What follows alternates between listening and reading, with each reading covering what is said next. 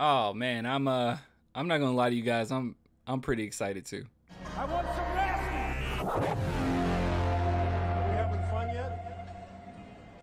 How the heck did I miss this? I rarely miss anything that Goat Popovich has to say, and I guess I missed this one. Greg Popovich excited to coach young Spurs team after DeJounte Murray trade. So let's go ahead and scroll down and see what he has to say about it. It's exciting. I have no idea who I'm going to give it basketball to or what play we're going to run. That's something we're going to figure out as we move along here. And to me, that is exciting as hell. I have to say, I absolutely love this quote. And I think Pop is being completely real here. See, one thing that people forget is that Popovich is still enjoying coaching. Like, this is just a couple years ago in which he was quoted saying, yeah, I'm still having fun. I'm still smiling. This is a fun job. But you know what?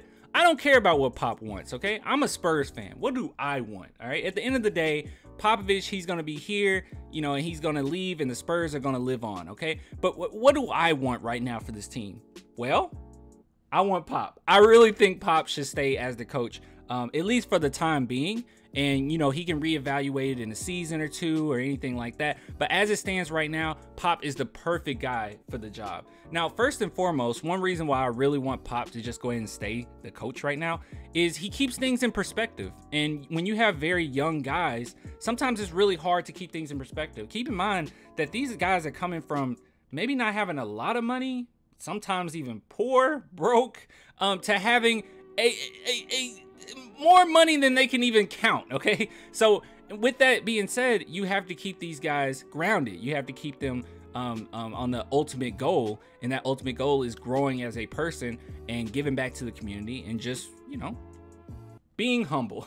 And I will say that Popovich is one of the best coaches at doing this. So the reason why I brought up this quote, excuse me, is because Greg Popovich, I think this embodies who he is as a person, and it definitely has impact on the players. So Greg Popovich says it's the easiest job in the world, basically, to coach. And this is him keeping it in perspective. When they were asking him about the difficulties of coaching, he said, are you serious? This is the easiest job anyone could have. I mean, compared to a lot of things, I mean, I get flown out here on a private plane. It was big.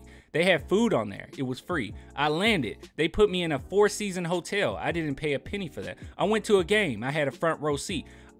I got to watch an NBA playoff game. I didn't even pay for the tickets. This is what I'm talking about.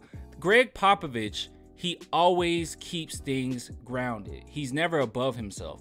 I know some people, and it's this weird narrative that some people believe that because the Spurs are going to lose, Pop is on his way out. He's never been like that, ever. Like, Pop has always said the most enjoyment he gets out of coaching is seeing guys leave his program and be successful and get paid. He said that after Bryn Forbes left us, you know, initially. So Popovich absolutely loves coaching, and what he cares about the most is the players. And with that being said, these players that we have coming in are in a very impressionable state. Okay, very impressionable state. Popovich is the type of coach that I think that he can really help them while they're in this state, not only on a fundamental level, but also as a just life lesson type level. Now, with that being said, I will say this. The last thing you want, okay, especially coming in as a rookie, the last thing you want is for year 3, year 4 to come around and your fundamentals aren't solid. You do not want that. You don't want to have the same lingering issues that you had coming in once you're, you know, done with your rookie contract, essentially.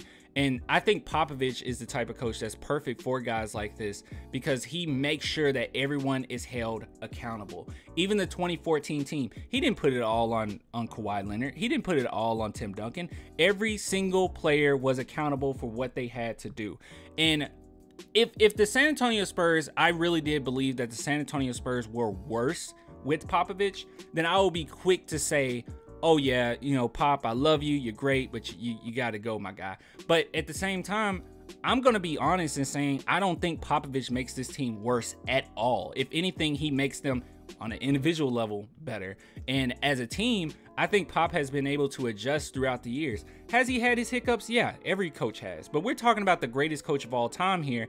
And as much as he's done for the San Antonio Spurs franchise, and he's still getting the job done as far as players still love him, players still saying that they got a lot out of him, and they constantly saying how much they've learned. Popovich is the type of guy that can adjust in any decade with any type of player, and it works. And I don't think that everything just comes down to, it's the type of guys we draft. No, Popovich is the culture. He helped cultivate this Spurs culture. So all I'm trying to say is, Pop, this is great that he's still excited. It seems like he's still happy, and that's all you want. Okay, that's all you can ask for. He's not screwing anything up. It's just a lack of talent. That's all it is. It's just a lack of talent. I saw this team playing, and this last thing I'll say, okay? This team last season, this previous season, was not a good team at all. It wasn't a good team. I watched the games. They weren't good. But one thing that I would say, or I will say, is that they always went 150% every single game.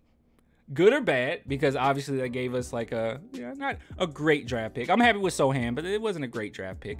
But with that being said, they worked hard every single game, and that's not just them naturally being that way. Yes, they're competitive, Keldon Johnson and whatnot, but let's be honest, Lonnie Walker can get his head down.